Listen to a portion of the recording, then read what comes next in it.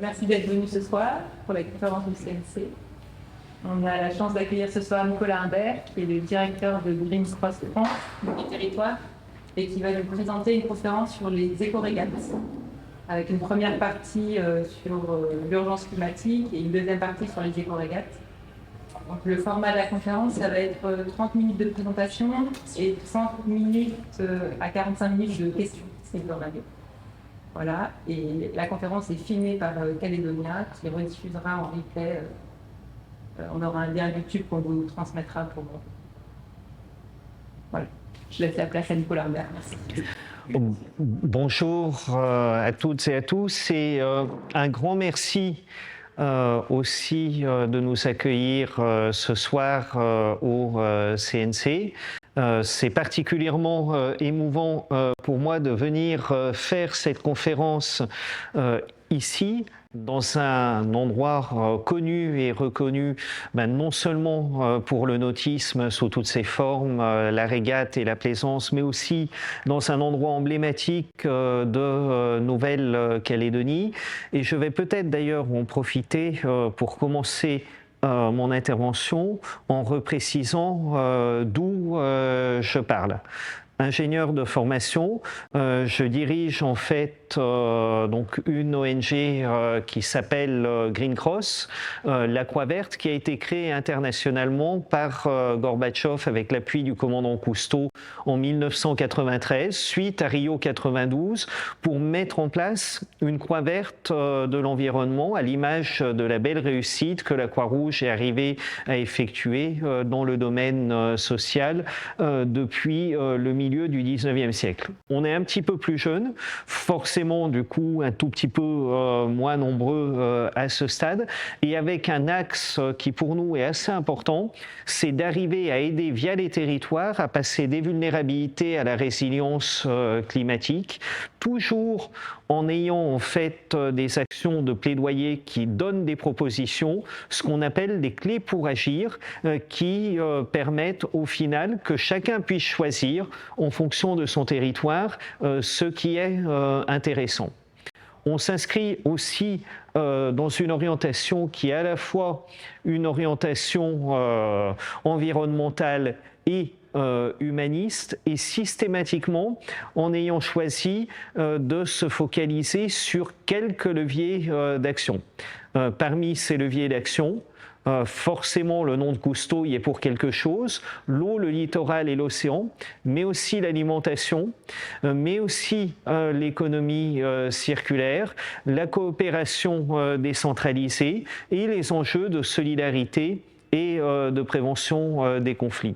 Et s'il y a quelque chose à retenir de ce qu'on a vécu en termes géopolitiques et internationaux sur ces 12 à 18 mois, et encore avant avec la période du Covid, c'est que les enjeux du dérèglement climatique, dont on avait bien perçu l'urgence à travers les rapports du GIEC, mais face auxquels on n'avait pas forcément agi autant qu'on le devrait, se sont transcrits à travers la période du Covid avec un impact immédiat sur la santé humaine, et aussi, ça a été un petit peu moins visible, sur la santé des écosystèmes, et que depuis, on vit une accélération forte des vulnérabilités climatiques, avec des dérèglements qui de temps en temps peuvent donner lieu à des sécheresses de plus en plus intenses. On l'a vécu ce printemps en Inde et au Pakistan. De temps en temps peuvent aussi donner lieu à des phénomènes d'inondation de plus en plus importants et de plus en plus difficiles à contrôler. Et je crois qu'en ce moment même en Nouvelle-Calédonie, le travail qui est fait sur l'indemnisation ou la non-indemnisation des calamités agricoles, typiquement est une des illustrations de ces dérèglements climatiques. C'est aussi pour ceci qu'en complément des activités habituelles de Green Cross, j'ai souhaité, alors que je n'avais pas forcément la volonté d'écrire, de publier un ouvrage pour donner en fait un prêt à agir, qui permettent à des décideurs, sur un format relativement court de 108 pages, d'une part de comprendre pourquoi on en était arrivé là, et d'autre part d'avoir des pistes pour changer. Donc vous en voyez actuellement la table des matières. Il y a 2 sections dans cet ouvrage. Une qui nous présente et qui dit les choses franchement sur comment on en est arrivé là, les enjeux, le diagnostic du GIEC, ce qui ne s'est pas passé comme il aurait dû dans les décisions qui ont été prises ou qui n'ont pas été prises par le passé, mais surtout qui oriente l'action vers les solutions. Comment est-ce qu'on arrive à sortir de l'impasse, à comprendre nos vulnérabilités pour accélérer la résilience, et comment est-ce qu'on reste positif et enthousiaste en construisant les bonnes cohésions. Pour ça, le passage à l'action est essentiel. Et dans les leviers qu'on peut activer généralement, il y a 3 leviers sur lesquels on peut agir dès maintenant. Changer notre alimentation, mais aussi beaucoup plus largement changer notre mode de consommation, faire de l'énergie chère l'accélérateur de nos transformations et ménager notre manière de vivre les territoires pour être une société apaisée. Et j'ai eu en fait la révélation ou le coup de foudre qui m'a permis d'écrire ce livre en étant à la conférence climat de Glasgow où Barack Obama a fait une intervention en reprenant des paroles qui ont beaucoup résonné en fait à mon esprit. Le changement ne viendra pas si nous attendons une autre personne ou une autre foi. Nous sommes ceux que nous attendions, nous sommes le changement que nous recherchions. Et tout à l'heure, on y reviendra parce que on est au cercle nautique, on va parler éco-régate, on va parler changement de pratique à la fois de la plaisance et de la régate, éventuellement évolution des pratiques touristiques, mais cette idée d'être nous-mêmes des moteurs du changement est quelque chose qui est essentiel pour être dans le passage à l'action. Ne pas attendre, ne pas chercher d'excuses et agir. Dans le passage à l'action, il y a quelque chose qui est assez essentiel, c'est que souvent, on ne sait pas ce sur quoi on est vulnérable. Et parfois, on a tendance à toujours agir dans une logique de réponse d'urgence. J'ai vu une inondation, j'ai vu une sécheresse, une incitation politique, tel ou tel phénomène qui devient insupportable. On pense avoir résolu le problème parce qu'on a résolu l'urgence, et en fait, on a perdu en ligne de mire le fait que les urgences n'étaient pas les priorités. Et qu'il peut y avoir, de temps en temps, des visionnaires, des leaders, des influenceurs qui vont avoir en tête une feuille de route ou une manière d'agir. Mais si on va trop vite, on va laisser les personnes au bord de la route. Si on va trop lentement et qu'on ne fait rien, ben là, très souvent, les jeunes, en particulier, vont s'indigner et vont se mettre à agir, à interpeller, à poser des questions. Donc de travailler sur le vivre ensemble et de se dire qu'il faut qu'on arrive à trouver des bons projets pour ne pas tous penser et ne pas tous avoir les mêmes lunettes pour voir le monde, mais agir d'une manière cohérente et rétablir les cohésions, c'est essentiel. Et par rapport à ceci, les enjeux de pollution, les enjeux de santé des écosystèmes et de santé humaine sont perçus très différemment selon les individus. Certains vont être très attentifs à leur santé, à celle de leur famille, à celle de leurs enfants, et beaucoup moins à la notion de santé d'écosystème. Pour d'autres individus, ça va être la pollution qui va être le moteur pour agir. Pour d'autres, ça va être l'urgence climatique. Et c'est en comprenant tout ceci qu'on va travailler sur un mode d'action qui nous permet non pas d'être donneur de leçons, mais d'être orienté vers la transcription d'un futur souhaitable, d'avoir des projets à proposer et d'avoir un enthousiasme à partager. En ayant dit ça, qui peut sembler très théorique, il m'a semblé intéressant de l'illustrer par des actions internationales de Green Cross, et après je reviendrai sur Green Cross et la Nouvelle-Calédonie. Dans le domaine de l'eau, on s'est rendu compte dès les années 90 et 2000 que la question de la disponibilité et de la bonne gestion de l'eau allait être essentielle. en mettant en place différents jeux de propositions qui ont été actifs à l'international, mais aussi en métropole. Un acte 1 pendant la conférence de Madrid sur l'accès international à l'eau et un acte 2 qui s'est déroulé à Dunkerque, avec 14 propositions concrètes pour une meilleure gestion de l'eau via les territoires. Et c'est par exemple au moment de construire cet acte 2 qu'on a eu des représentants calédoniens, je pense en particulier à l'île d'Ouvéa, qui sont venus en exprimant la problématique de la sobriété en eau, mais aussi comment les savoirs traditionnels y répondent, parce que le fait de ne pas avoir accès à de l'eau douce sur le territoire et de ne pas avoir d'accès à la nappe phréatique, est quelque chose qui incite à économiser la ressource et à bien travailler cet enjeu de la sobriété. L'autre domaine sur lequel on a été très actif, ça a été l'appel à une action très concrète, Sauvons nos océans, que Jean-Michel Cousteau a lancé en décembre 2021 mondialement et sur lequel on a souhaité répondre en 2023 par 5 priorités qui correspondent à un programme d'action de Green Cross à l'international. 0 plastique dans l'océan. Beaucoup de choses ont été faites. On sent qu'une dynamique est en cours.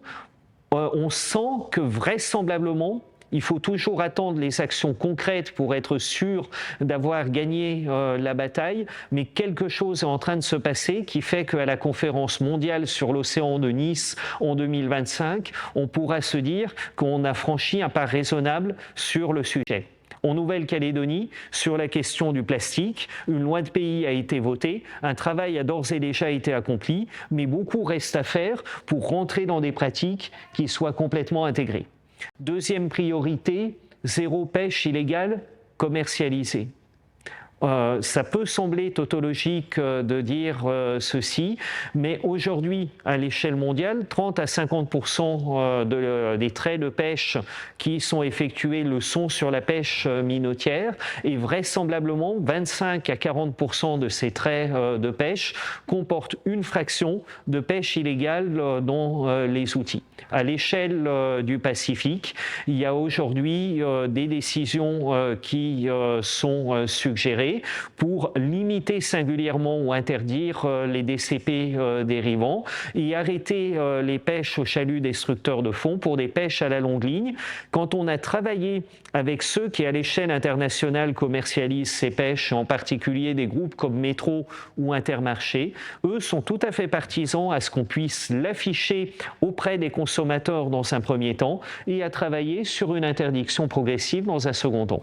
On travaille aussi sur des sujets comme 0 cétacés en captivité, 0 exploitation ni exploration des ressources métallurgiques et minières. On sait qu'aujourd'hui, il y a de gros enjeux sur ce sujet en mer de Corail et 10% des aires marines protégées qui le soient en particulier pour les aires marines protégées françaises, gérées au meilleur standard international, c'est-à-dire en zone de protection stricte. Et c'est des plans d'action sur lesquels on est très coopératif, c'est-à-dire que notre organisation travaille en réseau, à la fois avec des ONG locales, avec des ONG internationales, avec des territoires pilotes qui ont souhaité aller de l'avant pour voir comment avancer. Notre enjeu global, c'est de changer d'échelle dans le passage à l'action pour être sûr que d'ici au sommet de l'océan à Nice en juin 2025, qui est un sommet qui est organisé sous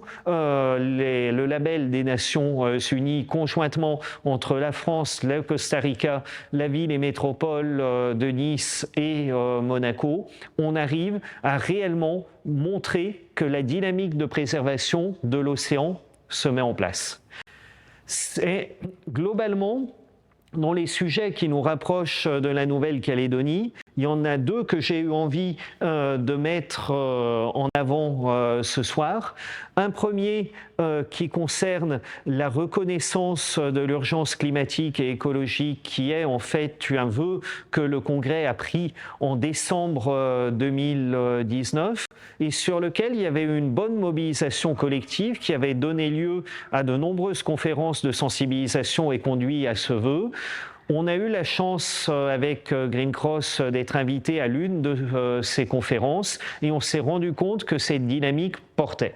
Le deuxième point sur lequel je voudrais attirer votre attention aujourd'hui, c'est l'urgence de préserver le trait de côte et notamment ce qui est en train de se passer sur Ouvéa, mais on aurait pu prendre l'exemple de Poneriwen ou d'autres exemples sur le littoral calédonien, il y en a beaucoup, où on voit que l'impact des tempêtes est de plus en plus important, avec un impact sur les habitations, mais aussi avec ce qu'on appelle la progression du biais salé, qui dit en des termes beaucoup plus précis, fait que les eaux saumâtres sont en train de pénétrer à l'intérieur des terres, rentrer dans les cultures et rendre des cultures auparavant fertiles inhabitables. Un autre aspect que l'on voit, c'est la disparition des herbiers.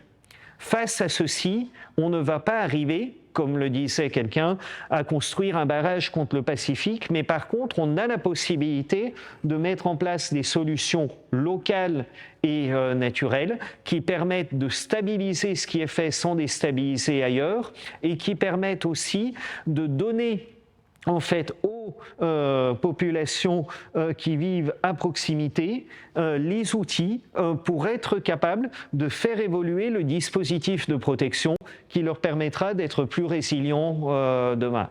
Donc un travail pilote a été fait en fin d'année 2022 et début 2023 en baie de Saint-Joseph à Ouvéa. C'est quelque chose qui s'inscrivait dans une démarche territoriale qui a été préfigurée par un plan d'action Innov by l'EIT, qui consiste à mettre en place un mécanisme très simple. Considérant que 90% des vagues qui échouent en fait sur les fonds sableux sont des vagues constructives et que seulement 10% des vagues sont destructives, on supprime l'énergie excédentaire des vagues destructives en les ralentissant par des solutions bio-inspirées. Il faut comprendre des troncs d'arbres, il faut comprendre des palmes, différents dispositifs donc de grilles qui ne suppriment que les 10% d'énergie excédentaire et qui permettent comme ceci de préserver le littoral, de préserver l'activité de la mangrove, mais aussi de stabiliser les fonds sableux. Et à partir de là, on va être capable de régénérer progressivement des herbiers parce qu'on a pu avancer.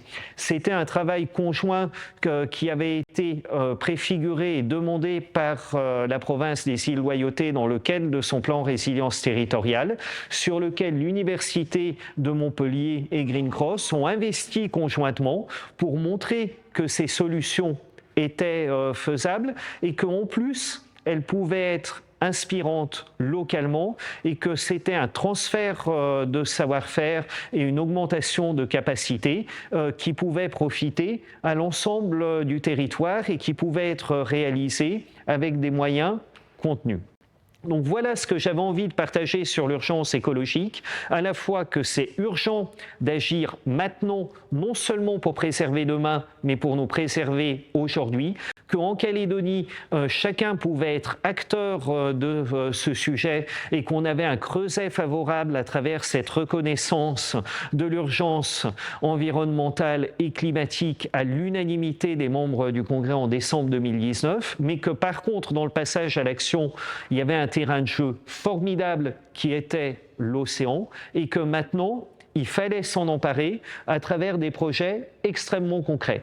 C'est tout le travail que l'on a fait conjointement avec une organisation en fait de plaisanciers et de régatiers de Marseille qui s'appelle les Voiles de l'énergie et de l'environnement. Et il se trouve que son président fondateur, Georges Semandi, aurait rêvé d'être avec nous aujourd'hui, mais il a souhaité nous délivrer un message de quelques minutes depuis son bateau à Marseille. Bonjour à toutes et à tous, bonjour à nos amis du Cercle Nautique calédonien, bonjour à Green Cross. C'est volontiers que je réponds ici à deux questions que m'a posées Nicolas. pourquoi les éco-régates et quel est le retour d'expérience de la première éco-régate que nous avons organisée ici à Marseille le 27 mai dernier. Alors pourquoi les éco-régates? Eh bien tout simplement parce que la régate est un sport magnifique et alors que certains disent il faut arrêter les régates, nous chez V2E on préfère dire il faut adapter ce sport magnifique aux enjeux et aux défis environnementaux actuels. Nous vivons, il est vrai, une trajectoire environnementale préoccupante et il n'y a pas de raison que cette activité, comme tant d'autres, ne fasse pas sa transition. Alors une éco-régate, c'est quoi? C'est finalement une manifestation, une régate, qui à tous les stades de son organisation, de sa préparation, optimise la question environnementale. Bien sûr, il y a la logistique à terre, on favorise la gestion des déchets, le tri sélectif des déchets, on favorise les achats en circuit court, on favorise la nourriture bio, on incite chacune et chacun à venir au bateau, au port, avec des moyens de déplacement non polluants. Et finalement, comme beaucoup d'événements, on pousse tous les curseurs pour que l'organisation à terre soit la plus vertueuse possible sur le plan écologique. Et puis dans une éco-régate, il y a l'activité elle-même, c'est-à-dire la course. Et pour cette activité, on a décidé de mettre au point un classement que l'on voudrait vertueux pour inciter les équipages à avoir finalement un comportement, une activité de régate la plus écologiquement vertueuse, responsable. Et pour ça, on a mis au point un mode de classement des bateaux qui combine la performance sportive, parce que la régate est un jeu, il faut qu'on puisse continuer à avoir ce côté ludique, qui combine donc la performance sportive et la performance environnementale. Et la performance environnementale, c'est finalement la combinaison des performances environnementales de la coque, de la voile, de la production d'électricité à bord, de l'anti-fouling qu'on met sur les bateaux. C'est aussi la performance environnementale de l'équipage. Est-ce qu'il pratique le tri sélectif à bord? Comment il rejette ses eaux usées? Comment il vient, chaque équipier vient sur le lieu de la régate? Et puis, parce que de notre point de vue, l'écologie, c'est aussi une question d'inclusion et de diversité, nous avons un coefficient qui bonifie la présence de femmes et d'individus non genrés à bord et de la présence de jeunes. On met tous ces critères dans un calculateur et on en sort un coefficient de compensation écologique qu'on applique au temps compensé, qui lui finalement classe les bateaux en fonction de la performance sportive et on met ainsi un classement, on proclame ainsi un classement qui combine et qui récompense les équipages qui ont le meilleur compromis performance sportive et performance écologique. Nous sommes convaincus que pour changer la question environnementale, pour changer d'échelle, pour aller plus vite et plus fort, il faut changer les règles. C'est sans doute pas vrai uniquement pour la régate, mais sur le sujet qui est le nôtre, c'est ainsi que nous avons procédé. Alors le retour d'expérience de cette première éco-régate que nous avons organisée en mai dernier, ici à Marseille, est très positif. L'ensemble des participants reconnaît une formule intéressante pour favoriser la transition écologique de la régate et donc de la plaisance, puisque finalement la régate est le volet sportif et innovant de la plaisance. Et d'ailleurs, la plupart se sont inscrits à notre manifestation parce que c'était une éco-régate. Voilà, nous serions heureux et heureuses chez V2E d'accueillir un équipage du Cercle Nautique Calédonien lors de notre prochaine éco-régate. Ici, et lorsque vous avez l'opportunité de passer en métropole à Marseille, on sera heureux de vous accueillir. Et nous vous félicitons de l'organisation de cette conférence avec Green Cross sur l'éco-navigation et l'éco-régate. C'est un moyen sûr de faire évoluer notre pratique et ce sport magnifique. À un de ces jours, à tout le monde, à bientôt. Donc l'invitation est passée. C'est une vraie invitation à coopérer, à venir et peut-être que certains, au moment des Jeux Olympiques, ont prévu des déplacements longs et sobres pour profiter du voyage en direction de Marseille. Et c'est aussi l'occasion d'illustrer ce qui a pu être fait, parce que les propos de Georges étaient particulièrement synthétiques et je pense que vous avez absolument tout suivi, mais je vais me permettre de revenir quand même un tout petit peu en détail dans les principes et qu'est-ce qu'on met derrière les mots éco-régate. Tout d'abord, pour dire qu'on travaille à l'échelle du plan d'eau marseillais sur 2 leviers. Un levier qui est de faire évoluer la pratique des régates à travers les éco-régates et un autre levier qui consiste à attirer différents publics sur la question de la voile qui s'appelle en fait les Labs Made in Marseille, sur lequel on avait eu l'occasion par exemple de travailler sur les innovations écologiques dans la voile avec 2 personnalités comme Roland Jourdain et Lily Sebesi qui nous ont montré que dans la dynamique d'évolution on n'était pas forcément dans la toujours plus d'énergie, etc., mais que de travailler sur des innovations du réemploi et de l'économie circulaire, ça permettait d'avoir quelque chose de très très porteur, y compris dans les circuits de la course au large. L'autre chose, c'est d'avoir des régates inspirées et inspirantes qui donnent l'exemple et qui retravaillent aussi sur l'exemplarité. Et par exemple, pour faire le lien entre l'éco-régate et le lab, on s'est posé la question en juin à Marseille de comment attirer de nouveaux publics à la voile, qui aujourd'hui est un défi, de retravailler sur un sport inclusif, de retravailler sur un sport de tous les publics.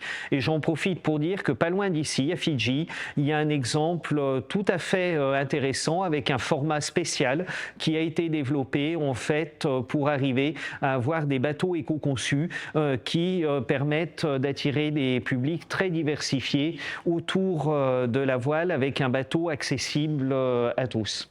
Concernant la régate durable, il y a 5 principes clés qu'on a mis en place dans la méthodologie et dans le calculateur éco-régate. La minimisation de tous les gaz à effet de serre, la gestion raisonnée des déchets, la question de retravailler le rapport à l'eau et à la mer, la responsabilité sociale et le fait d'être vecteur du changement. On y reviendra tout à l'heure, mais être vecteur du changement, ça n'est pas être donneur de leçons, ça n'est pas montrer qu'on a tout avancé, mais c'est avancer à hauteur d'humain. Sur la minimisation des gaz à effet de serre, différentes solutions ont été identifiées et sont d'ores et déjà mises en place. La question, et c'est un point de départ important, d'avoir un bilan carbone complet de l'événement. Complet voulant dire non pas sur le périmètre qu'on appelle le scope 1 de qu'est-ce qui se passe et qui est géré directement par l'organisateur de la régate, mais y compris aller chercher dans quel dispositif les équipages arrivent en régate et comment ils peuvent travailler pour que leur expérience de la voile soit la moins impactante possible en termes carbone et on y reviendra plus loin au-delà. La question de la constitution des équipages et d'ouvrir le regard, de ne pas forcément aller chercher des stars internationales, mais de travailler sur des équipages locaux qui arrivent par des moyens de déplacement doux. La question aussi d'être capable de limiter l'utilisation des ressources fossiles et d'arriver à atteindre une préparation 100% décarbonée, y compris dans la question des repas, dans la question de l'hébergement, dans la question de l'animation et des moyens de convivialité. Beaucoup de solutions ont été trouvées, par exemple, sur la question de l'hébergement ou sur la question de repas locavores. Et on s'est aperçu à Marseille que ces solutions attiraient l'attention des organisateurs des Jeux Olympiques et de la ville de Marseille et étaient vécues comme inspirantes, et que même si on avait commencé à un tout petit niveau et fait une pratique à un tout petit niveau, aujourd'hui, les méthodes qu'on avait mises en place étaient en train de résonner auprès de l'olympisme sur le bassin et sur le plan d'eau de Marseille, et étaient en train de résonner auprès de la ville de Marseille qui a choisi de miser dessus. Et je crois, et c'est un petit clin d'œil d'ailleurs à ceux qui nous écoutent en métropole, qu'on vient d'apprendre aujourd'hui que le département des Bouches-du-Rhône avait souhaité s'engager aussi pour aller plus loin sur ce sujet. Deuxième sujet, et sans vouloir faire un jeu de mots facile, la gestion raisonnée des déchets est un gisement formidable pour être dans l'action concrète, immédiate, mais aussi pour arriver à faire de l'impact. Arriver à mesurer les déchets que l'on produit. Minimiser l'utilisation d'objets à usage unique. Ça peut être la question des gourdes, ça peut être la question des supports de communication réutilisables et recyclables, la question de la limitation de l'usage du papier. Et cette année, il y a quelque chose de formidable qui s'est passé avec les éco-régates, c'est que les trousses à outils étaient mutualisées avec les équipages. Et donc on s'est dit que même si on est concurrent à terre, quand on est en train de travailler sur la maintenance, eh bien on est capable d'aller chercher les complémentarités, de ne pas venir chacun avec ces différents outils. Il y a beaucoup de choses à faire sur les cordages, sur les voiles, sur de la réutilisation diverses et variées. Le tri sélectif, c'est important de le mettre en place en 5, 7 et on peut aller jusqu'à 12 ou 15 flux sur les pontons, mais aussi avant et après la course. Systématiquement, on communique et sur la recyclabilité et sur le recyclage effectif, et on fait de la propreté une affaire de tous, y compris c'est si quelqu'un en course constate des déchets, des filets de pêche orphelins, des déchets qui sont présents dans l'eau, l'équipage qui les ramasse va être bonifié à hauteur de ce qui aura été effectivement fait. Ce qui nous oriente vers la troisième dimension, le respect de l'eau et le respect de la mer. Mesurer la quantité d'eau consommée. Par exemple, Marseille qui a une situation de stress hydrique importante, les équipages ont volontairement arrêté d'arroser les bateaux, arrêté d'arroser les paddles et les pneumatiques, etc. et ont eu une action de sensibilisation auprès des sociétés nautiques respectives qui fait qu'aujourd'hui, la consommation d'eau est tarifiée à l'utilisation dans certains ports et que ça devrait arriver à Marseille avant les Jeux Olympiques. Promouvoir les alternatives aux anti-fouling, aux anti-fouling écocides, à la fois en faisant émerger de nouvelles gammes qui sont moins impactantes sur l'environnement, à regarder le flashage de bateaux ou d'autres techniques et à élargir à l'utilisation des produits non agressifs pour l'environnement marin. Une limitation forte des rejets en mer, y compris en ayant aussi des actions de prévention par rapport aux sociétés nautiques sur les eaux grises et sur les eaux noires. Tout un travail qui a été fait sur la pollution acoustique et notamment tout ce qui peut être impactant sur les mammifères marins, les grands prédateurs et le fait d'utiliser les moteurs et les propulseurs d'étrave uniquement quand c'est indispensable.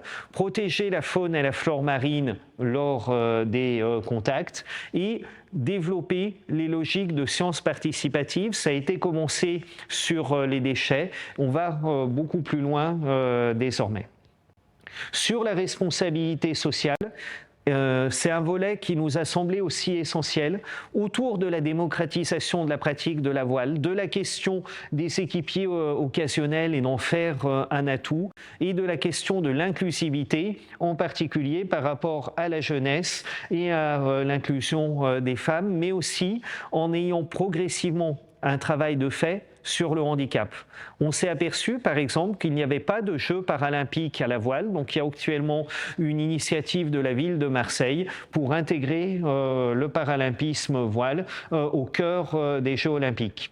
Travailler pour avoir un impact positif supérieur et de la régate et de la plaisance sur la société, retravailler par rapport au développement local et être capable non pas de se prétendre exemplaire, mais de regarder comment on peut être meilleur et comment on peut travailler sur une évaluation, sur la transparence, sur des actions concrètes.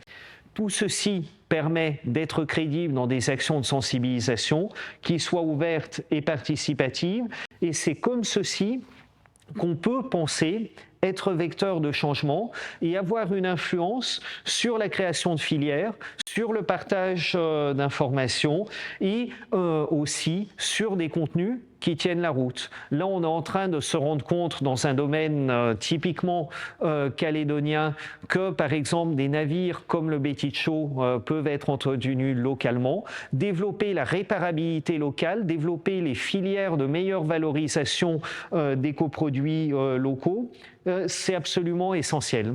Tout ceci peut sembler rébarbatif.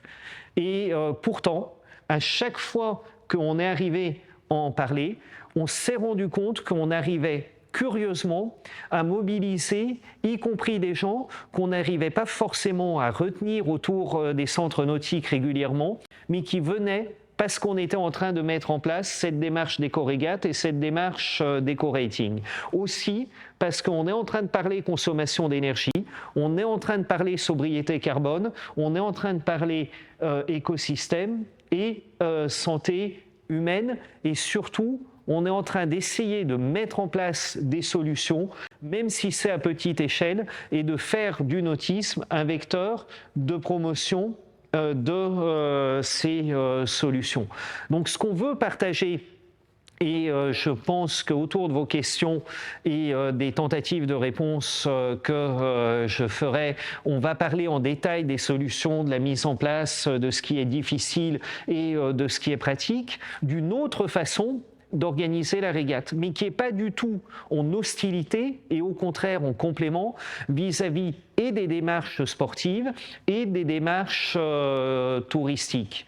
On a entendu de nombreux sportifs de haut niveau prendre position, y compris auprès des instances fédérales et des instances de l'olympisme, en se disant « donnez-nous les moyens pour avoir d'autres manières de pratiquer nos sports ». C'est vrai dans la voile, c'est vrai dans le ski, c'est vrai dans le trekking. On sent que cette démarche est en route, mais qu'elle ne remet pas en cause les usages existants. C'est juste qu'on est en train de faire évoluer les pratiques. Pour que ça soit crédible, ça ne sert à rien de le proclamer, il faut arriver à l'incarner et à avoir des petits gestes, et c'est pour ça que j'ai insisté sur les 5 pôles d'activité, les 5 principes directeurs sur lesquels on a choisi à Marseille et dans l'exemple des voiles de l'énergie et de l'environnement d'accélérer. L'autre chose, et c'est aussi pour ça qu'on en parle aujourd'hui en Nouvelle-Calédonie, c'est que c'est une méthodologie qui a été développée par les voiles de l'énergie et de l'environnement avec le concours de Green Cross, qui est une méthodologie ouverte et apprenante. Peut-être que vous irez plus vite que nous sur l'évolution des pratiques, sur la mesure des empreintes carbone, sur la solidarité des équipages ou sur d'autres sujets. Le dernier point aussi, c'est que c'est une démarche qu'on prétend mener tous ensemble et en mode collaboratif. Et aujourd'hui, il y a 3 documents qu'on porte au panier de la discussion qui peuvent être utiles. Un document et une plaquette « Comment réduire l'impact environnemental des régates » qui est disponible sur le site v2e.eu et dont je me suis très fortement inspiré pour cette présentation. Un deuxième document de référence technique qui est là plutôt pour les comités directeurs et pour accompagner la mise en place, qui a été écrit notamment avec des étudiants et des enseignants de Centrale Marseille, qui est Régate et développement durable, où vous aurez un guide méthodologique détaillé sur 120 pages. Et un troisième document qui fait le lien entre ce qui se passe dans la voile et comment faire une innovation écologique et ce qu'on peut porter à travers aussi la constitution d'EcoRegat et d'EcoRating, qui est ce document du Lab des innovations écologiques dans la voile. Et on va d'ailleurs en sortir très prochainement un quatrième, ce qui me permet de saluer l'ensemble des équipes de Green Cross et notamment Lucille Pillot et Elena Correa qui m'ont aidé avec Georges Semondi, le président des voiles de l'environnement et de l'énergie, à mettre en place cette structure des labs et le deuxième numéro, qui est comment attirer de nouveaux publics à la voile. Parce qu'au final, l'enjeu, et si on est en train de faire tout ceci, c'est parce qu'on est des amoureux de la mer, qu'on est des amoureux du sport et qu'on a envie de continuer à vivre tous ensemble et en harmonie sur une planète préservée en ayant des occasions de s'émerveiller et des occasions de se rencontrer entre humains autour d'un loisir et d'un plaisir partagé. Et au final, c'est bien cette notion qui est essentielle et qu'on a incarnée. On a la chance, à travers le Grand Lagon, que vous soyez dans un espace qui est absolument formidable, préservé et reconnu comme ceci par les Nations Unies au patrimoine mondial. Et donc, quoi de plus émouvant que de venir présenter cette méthode avec un terrain de jeu qui est le vôtre. Voilà ce que je voulais partager à ce stade en introduction et à disposition pour les questions et les échanges.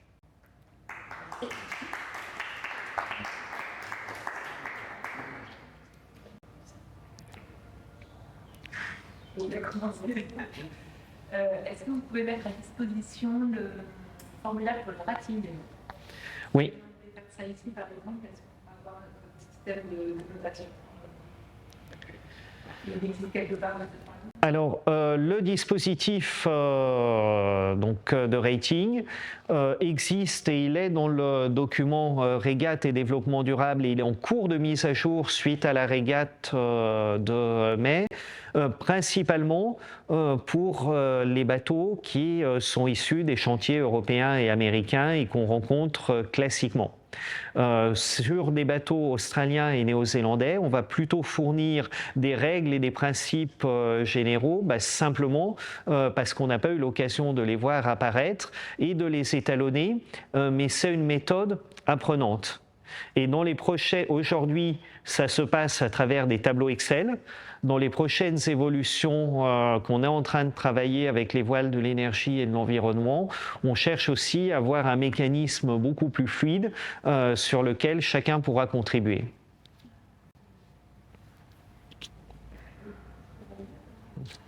Et du coup, je voudrais bien rebondir sur le rating, des questions plus générales, mais dans la conception du coup, de cette décorative, vous êtes appuyé sur quoi pour proposer les mesures, les indicateurs, pour évaluer Parce que l'idée, c'est que ce ne soit pas discuté. On aime beaucoup discuter des jauges et des ratings et tout. Oui. Et du coup, qu'est-ce que vous mettez derrière et sur quoi vous appuyez pour concevoir cette décorative? Alors, initialement, quand la méthode a été travaillée, on pensait que le principal impact allait être sur les bateaux en tant que tels et que les classements allaient être sur les bateaux. On s'est rendu compte, en travaillant sur un bilan carbone et sur une meilleure connaissance de l'empreinte carbone, tout périmètre autour de la régate, qu'il fallait jouer à la fois sur le bateau, l'équipage et l'organisation de la régate. Ce qui, pour le coup, a un petit peu défocalisé par rapport au bateau et a incité à retravailler donc, sur les 5 principes que j'ai indiqués et notamment à aller beaucoup plus loin sur la question de la gestion des déchets, la gestion de l'eau et de la mer et les enjeux de responsabilité sociale et de mise en avant en fait d'un patrimoine et d'un terroir local. Je comprends que votre question concerne aussi en particulier les bateaux, donc je vais revenir. Par exemple, comment vous allez valoriser dans le rating un déplacement à vélo plutôt qu'un déplacement à voiture? Sur quoi vous vous appuyez pour dire ça vaudra tant Donc on est en fait dans une utilisation des indicateurs standards dès lors qu'ils sont disponibles. Sur justement les déplacements, on va utiliser les indicateurs de l'ADEME, mais on va utiliser les indicateurs de l'association Bilan Carbone. On sait qu'aujourd'hui, par exemple, vous aurez peut-être envie de les ajuster à la marge pour mieux, j'allais dire, coller aux réalités calédoniennes, mais je pense qu'au final, quel que soit l'ajustement, à 5 ou à 10% près, l'indicateur va permettre la bonne prise de décision. Sur, par contre, tout ce qui concernait la production de repas, l'alimentation, les déchets, là on s'est rendu compte que le gisement était extrêmement important et que parfois, avant même de quantifier, on avait intérêt à commencer par réduire et à mettre en place des principes de fonctionnement qui ne coûtaient pas cher mais qui permettaient de faire évoluer les pratiques et à quantifier les pratiques améliorées. Si j'en reprends l'exemple, donc en concernant les voiles de l'énergie et de l'environnement, on a mis en place la démarche Eco-Rating bien 2 ans avant le Covid. On a eu une petite période compliquée avec le Covid et on a repris avec la régate des voiles de l'énergie et de l'environnement que mentionnait Georges tout à l'heure en mai, qui a été pour la première fois avec un classement Eco-Rating qui est le classement de référence, c'est-à-dire sans classement classique par ailleurs. Et dans ces cas-là, on s'est aperçu que la question de comment les équipages géraient leur hébergement, géraient leur restauration et comment l'organisation de l'éco-régate se gérait, allait avoir des facteurs prééminents. Ce qui était aussi important, c'est que sur les bateaux en tant que tels, les bateaux de location qui tournent beaucoup et qui ont travaillé en fait l'effet de série, vont avoir un éco-rating qui va les avantager par rapport aux bateaux de propriétaires.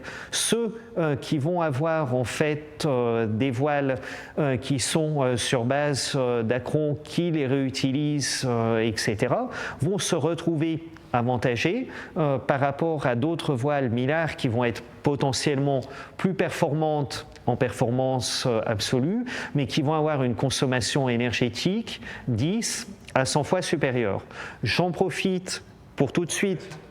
Pour la fabrication, la consommation énergétique des voiles en fonction du matériau. Oui. Alors, elle est en fonction du matériau. Il y a un sujet sur lequel on n'a pas encore construit un corpus technique, c'est la question des foils. Et puisque on est effectivement sur un dispositif qui est clairement innovant et sur lequel on sent des pistes de progrès très fortes. Tout à l'heure, j'ai parlé dans les principes qu'on regarde avec attention de la signature acoustique et il y a des incertitudes sur la signature acoustique des foils sur lequel on cherche à en apprendre plus avec notamment l'université de Toulon avant de se positionner. Et puis ensuite, il y a effectivement la question qui peut être étendue plus largement et aux foils et aux espaces carbone et à leur utilisation unique ou réemploi. Moi j'ai une question, c'est la façon dont vous récoltez vos données. Comment vous récoltez les données? C'est-à-dire que, imaginons, je suis participante à une éco-régate, comment vous allez récolter les données par rapport à ma façon de me déplacer, par rapport à ce que je mange, la façon dont je gère les déchets à bord, etc. Comment vous faites pour en fait récupérer toutes ces données des participantes et comment vous les, comment vous les traitez après? Aujourd'hui, on a des équipages collaboratifs et on a choisi d'être pragmatique. Georges le rappelait par rapport à la régate de mai. Cette année, sur les équipages, je crois qu'ils étaient 17. Les équipages ont annoncé dans leur raison de participer la question de l'éco-rating comme étant une question essentielle et leur volonté de progresser comme étant l'une des raisons de s'inscrire. Donc, dans un premier temps, on a une grande partie qui est déclarative et certains points de contrôle qui, de manière aléatoire, sont effectués par l'équipe de V2E. On ne sait pas aperçu à ce stade d'un écart important qu'on aurait pu craindre ou anticiper entre le déclaratif et le constaté. Et on s'est rendu compte que le fait de rentrer dans les questionnaires déclaratifs faisait que très très souvent les équipages étaient en train de se poser les bonnes questions et eux-mêmes de réfléchir sur leur pratique du sport, qu'est-ce que ça signifiait pour eux et qu'est-ce qu'au final ça voulait dire d'être présent, de participer, de gagner et aussi de parler autour d'eux de ce qu'ils avaient vécu et de ce qu'ils avaient appris. Mais il y a des choses qui se mesurent le jour même de la régate, donc dans notre traitement même des résultats, ça doit être assez chronophage. Oui, ce qui suppose certains points d'organisation. C'est effectivement qu'en termes de préparation, en fait, l'intérêt de la méthode n'est pas de piéger les équipages et d'attribuer des bonnets d'âne, mais au contraire d'aider tout le monde à progresser. Donc, si on arrive à s'inscrire 2 mois à 6 semaines en amont et à bien communiquer sur les critères pour que les équipages aient le temps de se préparer, on se rend compte qu'il y a une course collaborative et très vertueuse de se dire comment est-ce que je me prépare. Typiquement, pour ceux qui se préparent d'année en année, est-ce que je refais un nouveau polo de plus ou est-ce que je retravaille sur une dynamique d'équipage qui est autre et d'aller au-delà des solutions de facilité. Ensuite, sur le jour J, il y a un amont d'information, il y a une organisation qui fait que typiquement, quand on est à Marseille, l'apéritif peut être un petit peu long avant la remise des prix parce qu'on a besoin de ce temps technique pour travailler le sujet. Et qu'aujourd'hui, on est sur quelque chose qui marche bien quand on a un départ de course avec un maximum travaillé en situation réelle d'une vingtaine de bateaux. Vraisemblablement, on peut aller jusqu'à 30 bateaux. Après, il y aura des temps incompressibles qui fera que ça sera particulièrement long, en particulier quand les bateaux et les équipages sont diversifiés. Oui, ouais, plus ils mangent plus, ils vont tuer leur intérieur. Oui. Du coup, c'est plutôt une démarche de sensibilisation et pédagogie en fait par rapport à comment faire une régate plus verte ou en tout cas plus respectueuse de l'environnement que vraiment la régate en elle-même. Complètement. L'avant qui est intéressé et le jour même. Oui, et il y a aussi un autre point que je voudrais aborder, c'est que on s'est aperçu qu'un certain nombre de sociétés nautiques avaient des questions assez importantes de renouvellement, à la fois de renouvellement générationnel, de ne pas forcément attirer de nouveaux pratiquants et de finir dans un autre soi. Il y a énormément de public qui ne viendrait pas si on était sur une régate traditionnelle, habituelle, et qui, dans un premier temps, écoutent parce qu'ils entendent le terme éco-régate et qui viennent, y compris en n'ayant pas régaté. Et sur les 17 équipages de la dernière saison, et c'était vrai en 2019, on arrive à attirer et à mettre sur les bateaux des gens qui n'y étaient pas auparavant ou qui étaient sur d'autres formats type voile sportive, où on arrive à aller aussi chercher des gens qui ne se reconnaissaient pas dans le club ou dans la pratique et qui vont venir par cette dynamique des éco-régates. On a aussi eu sur un format qu'on a testé en fait avant le Covid et qu'on n'a pas repris depuis, des gens qui venaient pour le catering, pour la restauration, pour donner un élan. On avait associé aussi des pratiques artistiques où pendant que certains régataient, d'autres allaient récupérer les déchets de fonds de port et faisaient en direct des œuvres d'art ou contribuaient au recyclage et au réemploi de ces déchets qui après se sont mis à la voile ont été sensibilisés, ont participé à d'autres activités.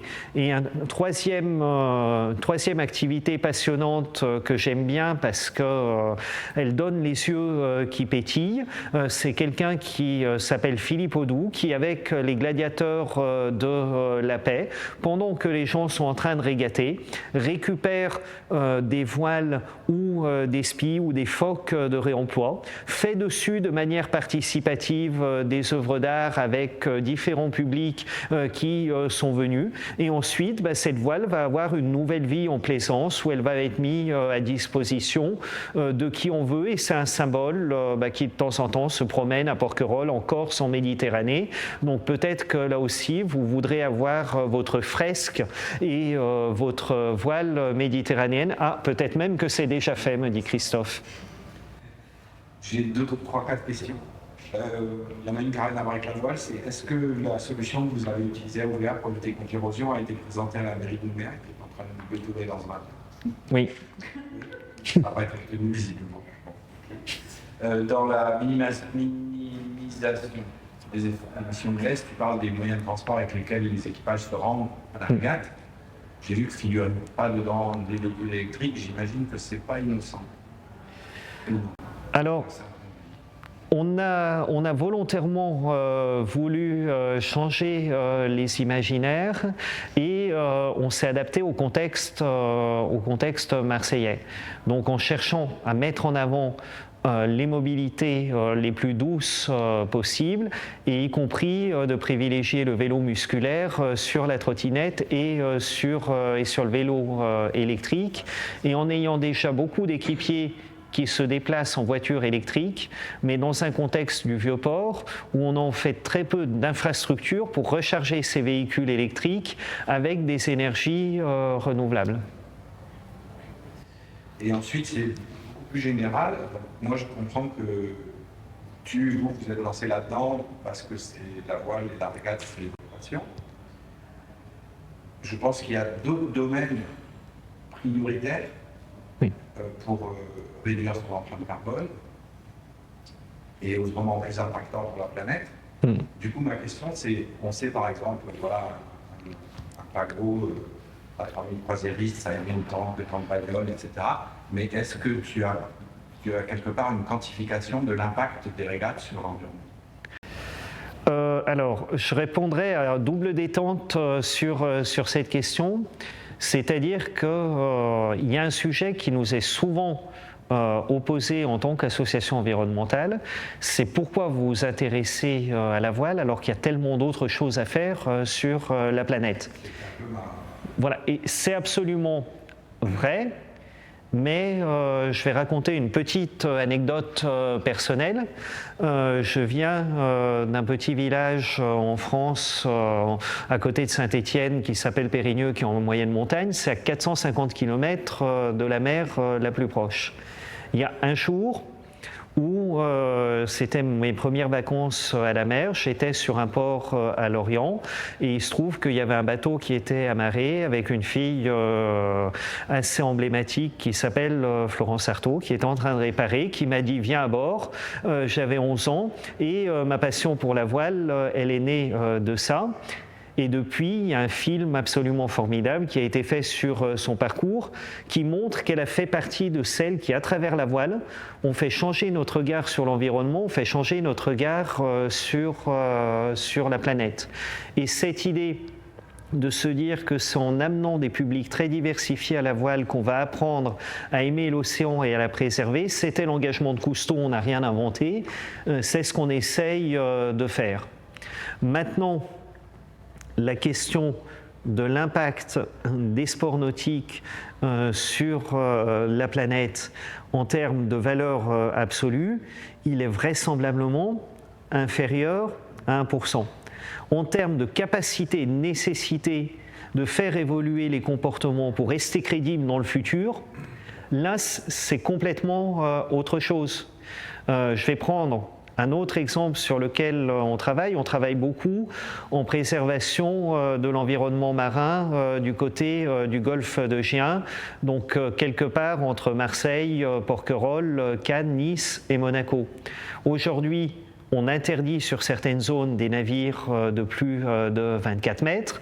On est en train de rendre obligatoire un mouillage sur coffre dans un certain nombre de sites importants, et ça se fait avec des associations de plaisanciers qui considèrent que ça va dans le sens de l'histoire et que c'est un mouvement à accompagner et que c'est une certaine manière de vivre l'exemplarité. Et c'est pour ça qu'on se dit, si on donne de l'enthousiasme, si on montre que la pratique évolue et est en phase avec son temps, on n'est pas dans une logique d'affrontement des uns contre les autres, mais on est dans une logique où on aura peut-être réussi à faire quelque chose et à faire bouger les comportements.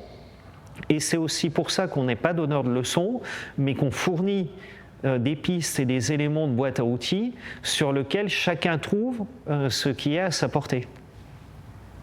D'accord. Tu sais que c'est aussi un peu la démarche de l'Interpareil. Sur le dernier trophée Jules Verne, le bateau était zéro émission.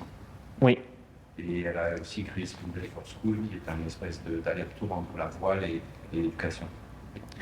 C'est complètement. Et là, on se rend compte aussi de toutes les ouvertures qui rentrent sur ces sports. Bon, aujourd'hui, on va voir jusqu'où l'utilisation de fibres naturelles qui sont la toile de jute, qui pourrait peut-être être demain autour de la filière coco-copra est utile. Mais on sent qu'il y a un mouvement et qu'il y a un gisement assez fort pour faire quelque chose.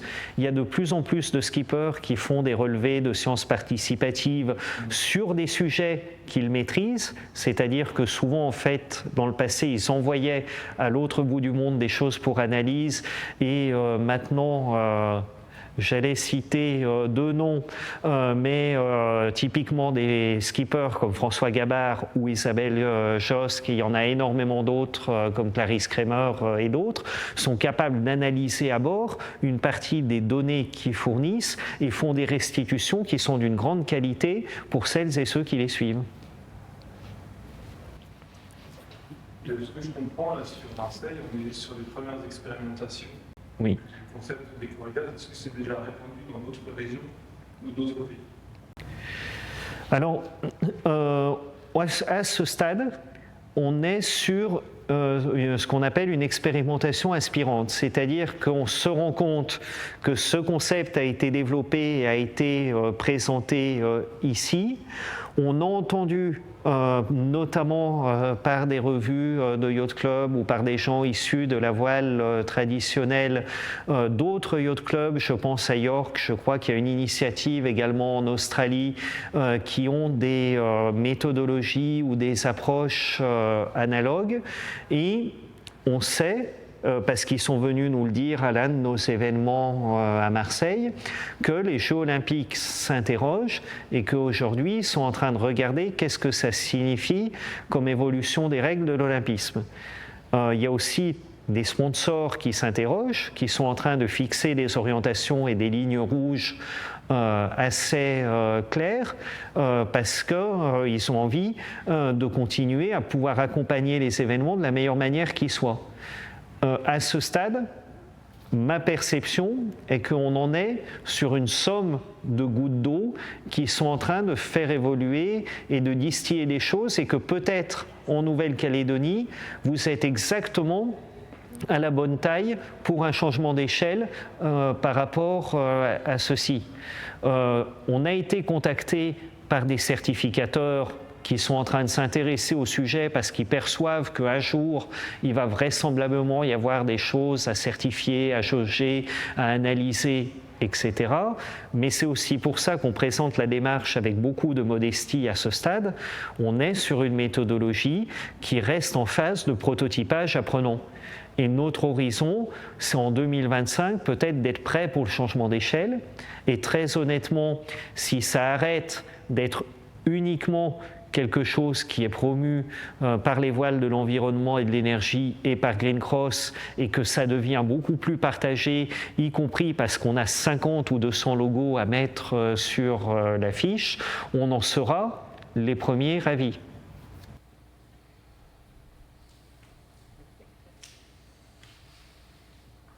J'ai des questions un peu plus générales sur le début de votre présentation. J'étais assez surprise par le choix du terme résilience. Je me disais voilà, que ça manquait peut-être un peu d'ambition. Non, parce que la résilience, il y a cette idée, c'était des vulnérabilités à la résilience, de l'identification des vulnérabilités à la résilience.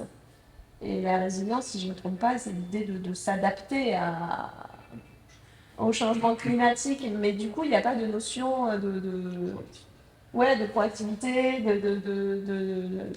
d'essayer de réduire, voilà, il y avait vraiment cette idée on va essayer de s'adapter. Et j'étais surprise du choix du terme qui, à mon avis, doit être bien réfléchi quand même. Oui, c'est une des questions, et on fonctionne sur les enjeux environnementaux avec des mots qui assez souvent sont démonétisés et sont vidés de leur contenu. Pendant très longtemps, on a vécu sur le socle du rapport Brundtland et on a parlé de développement durable avec l'impression qu'on avait du temps devant nous. Les derniers rapports du GIEC ont énormément insisté sur l'urgence climatique et écologique et sur le fait que vraisemblablement on était dans la décennie sur laquelle il allait falloir trouver et mettre en place les bons modes de fonctionnement. Et par rapport à ceci, la notion de résilience, pour le moment, est encore imparfaitement perçue, et peut-être qu'on changera effectivement de mode de pensée dans quelques années, mais dit, on est à la fois en train d'avoir une démarche d'adaptation et d'avoir une démarche où, pour reprendre les propos du GIEC, chaque dixième de degré que l'on arrive à éviter maintenant compte, et c'est maintenant qu'il faut le faire sans attendre, avec les solutions, avec les modes de pensée, avec les modes de fonctionnement d'aujourd'hui. Et c'est systématiquement pour ça que j'essaye d'un côté de parler de la résilience et de l'autre de tout de suite parler du passage à l'action et du fait de se dire qu'on doit être enthousiaste dans le passage à l'action. Dit autrement, la situation est grave et pas désespérée. Si on est sans cesse dans l'analyse, à la fois pour se dire que peut-être demain l'innovation technologique nous sauvera, ou que c'est trop tard et que c'est foutu, on aura ce syndrome de paralysis by analysis que nous donnent les anglo-saxons, c'est-à-dire du cerf qu'on voit en face au phare de la voiture.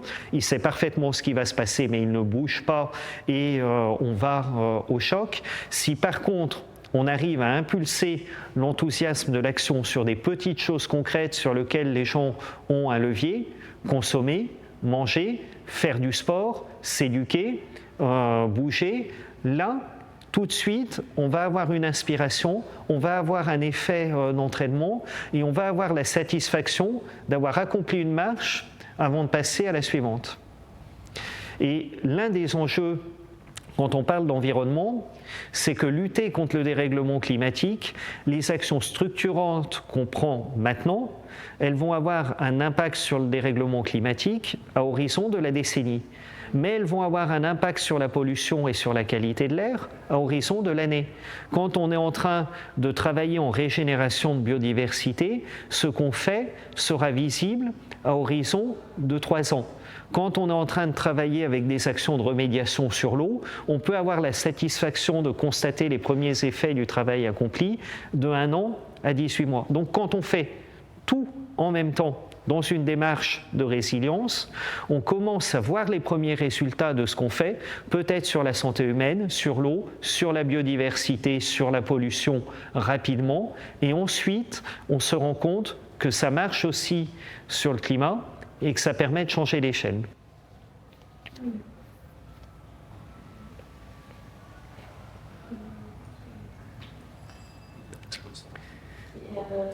Ouais, alors, c'est beaucoup que vous en avez parlé, mais enfin, visiblement, Green Cross agit en Nouvelle-Calédonie, et vous avez l'air, vous, de bien suivre, en tout cas, voilà, les décisions politiques, les actions. Quelle est la représentation, du coup, ici? Il y a un interlocuteur, il y a un... Mais si vous... oui. Vous êtes ici...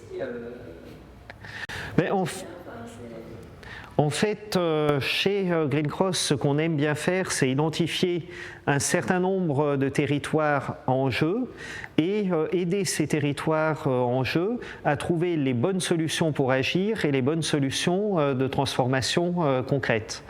Aujourd'hui, dans les endroits sur lesquels il nous semblait essentiel de travailler, on a tout un travail qu'on fait sur les villes moyennes et sur les métropoles, qu'on a eu l'occasion, par exemple, de commencer il y a un peu plus de 10 ans à Dunkerque. Un travail qu'on fait sur les montagnes et les glaciers qui sont en train de disparaître, etc. Et un troisième travail qu'on fait par rapport à l'urgence littorale et insulaire, où on se rend compte que la Nouvelle-Calédonie est dans sa diversité et souvent à l'initiative de la société civile, en associant des savoirs coutumiers, des sciences, des dispositifs politiques territoriaux, est en train de mettre en place des pistes de solutions et en même temps est une zone à enjeu essentielle. Donc c'est pour ça qu'on est présent aux côtés de ceux qui s'engagent sur le territoire aujourd'hui. Et d'ailleurs, c'était aussi là où je voulais en venir d'une manière générale, et vous reconnaissez peut-être le Grand Lagon d'Ouvéa, mais l'une des raisons pour lesquelles on est en train d'avancer, c'est cette idée et cet enthousiasme à continuer à vivre ensemble une vie qui soit sympathique pour le futur. Et où d'un côté, on a cette urgence climatique et environnementale qui s'impose, qui en même temps nous dit qu'elle doit nous inciter à revivre et à changer complètement nos priorités au quotidien, et qui peut être vécue comme un obstacle ou comme un mur qui est infranchissable. Systématiquement, on sait, le GIEC nous l'a dit d'un point de vue scientifique, le rapport Stern nous l'a dit d'un point de vue économique, que les sociétés humaines telles qu'elles sont ont les moyens de travailler sur leur destin commun, et que c'est en agissant chacun à son échelle dès maintenant qu'on arrive à faire quelque chose. Et qu'au final, en passant dans cet enthousiasme de l'action, on arrive à quelque chose qui nous permette au pire de servir d'exemple et d'inspirer les autres à accomplir chacun leur partie de chemin. Et c'est pour ça que volontairement, j'ai voulu terminer mon ouvrage sur une note qui soit enthousiasmante, en se disant la suite, c'est à nous de l'écrire, de l'évoquer et de la vivre ensemble. Oui, il y a urgence. Par contre, faisons en sorte d'être créatifs, d'être enthousiasmants, concrets et solidaires. Et là, on voit que c'est systématiquement des valeurs qu'on partage dans le sport et qu'on devrait partager comme étant des valeurs de vie. Et plus que jamais, être à l'écoute du monde et inspiré par la musique du monde. Et quoi de mieux que d'avoir aussi un creuset aussi exceptionnel que le lagon pour vivre ça au quotidien, mais aussi pour faire sa part du chemin sans se reposer sur le fait d'avoir ce quotidien qui est aussi fragile que beau comme terrain de vie. J'espère que ces mots de conclusion pourront et vous inspirer et nous inspirer dans des actions qui permettront de vivre les choses dans les mois et les années à venir. Merci. Merci.